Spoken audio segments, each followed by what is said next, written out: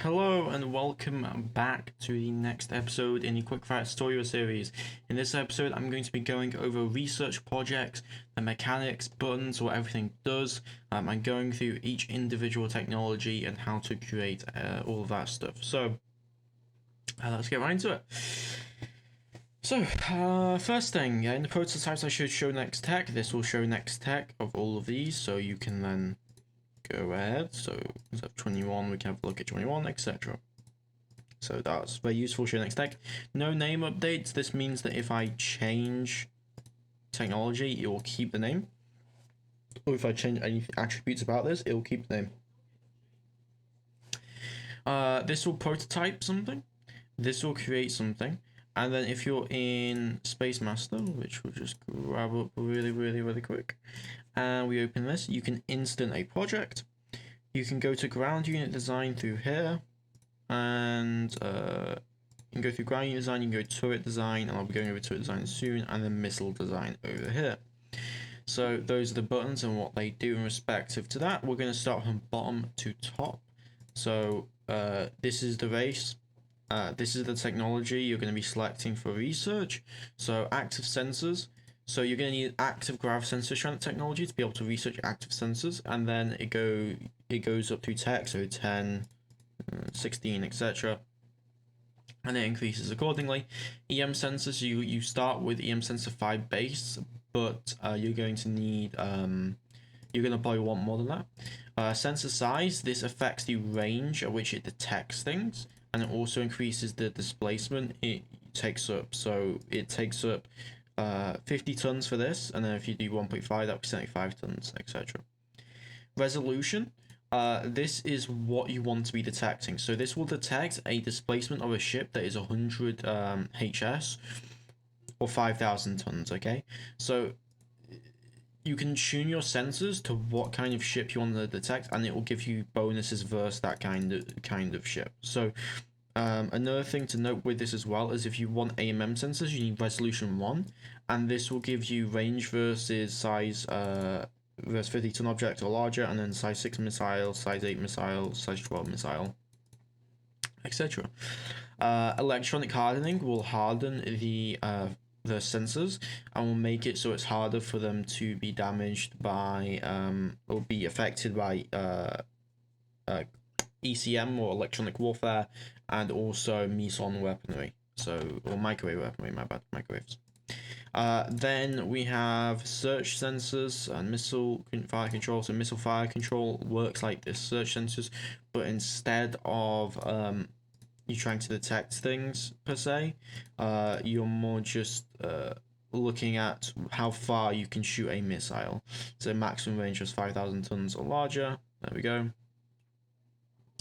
And it's pretty much the same here as well. This also gives some good notes if you want to look at that.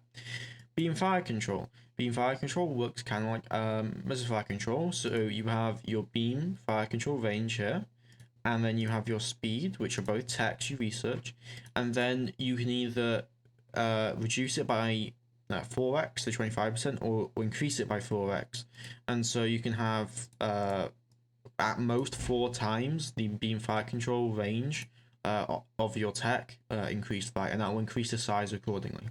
Same with speed, but speed only goes down to 0.5 times, so keep that in mind. And then you have electronic hardening as well. You need these with beam fire control to fire beam weapons, etc. Then we have CWIS. This is a contained weapon platform in itself, and it will use turret tracking, active grav, fire control, beam fire control, and Gauss cannon rate of fire. Gauss cannon rate of fire we've gone over in the previous text, but basically how fast they can fire. Pretty self-explanatory. Cloaking device. Once you have cloaking research, you can make a cloaking device that will reduce the thermal signature of your ship by a certain amount. EM detection sensors. So like active sensors, you increase the size, it will increase the range, and then you put the sensitivity in here, and this will detect EM. Electromagnetic is produced by shields, sensors, basically computer technology. That's what you're going to be looking at in terms of detecting electromagnetic signals. Engines. So engines, this is your engine technology. And then this is the engine power modifier, so it will make it either more powerful but less fuel efficient, or more fuel efficient but less powerful. Then you have fuel consumption technology, so how many liters per engine power is used. That goes all the way down to 0.1. Thermal reduction, if you have thermal reduction, so you can make your ship have a small thermal signatures, so they will be harder to detect. And then you have size, and in Aurora, C#, you start with 25 HS, and then you go all the way up to more. So if we show NextTech and then we look, it'll go all the way to 160 there. There you go. And that is how engines work.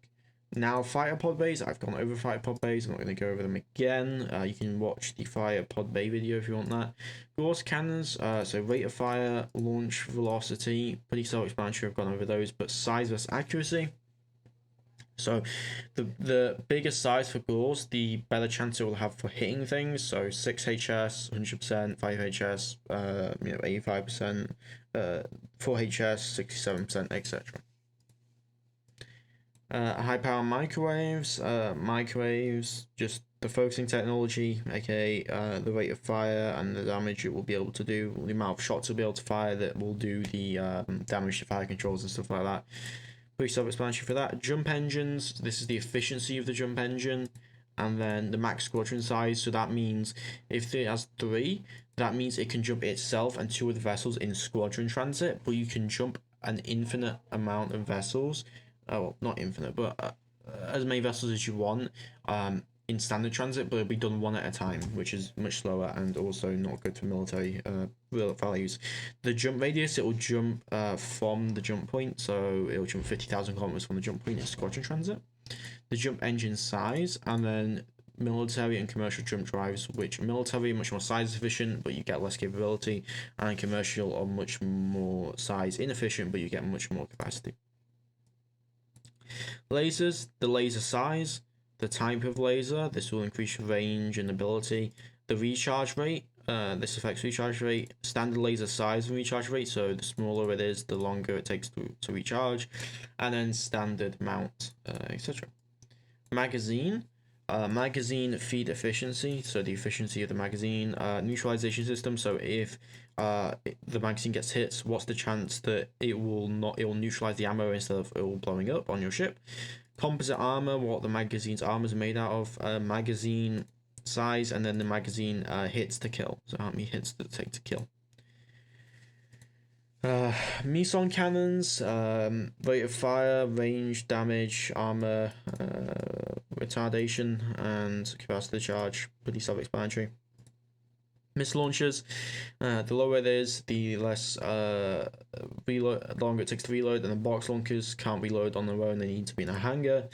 Reload rate, and then size, whatever missiles. A launcher can always fit a size 8 missile no matter the tech, so keep that in mind. Like a size 1 missile can always fit a size 1 missile can always fit in a size 1 launcher no matter the technology. New species, do not worry about that. That is not something that's been fully implemented yet. Particle beams, particle beam strength, the strength of the particle beam, so that is it will do 6 damage, and then 4, 3, 2 damage, etc. The range of the particle beam, that will be consistent across, and then the recharge rate. And if you get hit strength 6, you can do particle lance, which will double the strength of the beam, but increase the size quite a lot and cost. And then we have plasma carronades, which have their own damage output and capacity recharge rate, very basic. Power plants, they'll use your power plant reactor technology and they'll power output accordingly. Power boost, so 10%, 20%, 30%, they'll boost the total power output by that much. And the power plant size accordingly. Railguns, these will fire 4 shots at a time. They'll launch velocity, capacity recharge, and the size of the railgun. Shield generators. Shield generators can be in C# can have their size changed to size 1, and they can go all the way up to future tech. Recharge rate will regenerate, and so on and so forth. Thermal sensors, these are the tech populations and engine plumes, stuff like that, and it works like EM sensors. Okay, now we're going to look at turret design. So how turret design works is you design an energy weapon that can be turreted first, so that's either Gauss, carronades, or I think it's mesons and carronades, and then lasers. So I've got a Gauss cannon, and then you can select how many barrels it has. So this will increase the size accordingly. So it's 4 times bigger, but it's gonna have, 4 times as many shots on the single turret. You can input your desired tracking speed, the armor of the turret, and then you can create it and name it. You can basically put in any desired tracking speed you want, but it will obviously increase cost, and you need beamfire controls that can keep up with that. Okay, now that we've got our turret design done, that should be everything.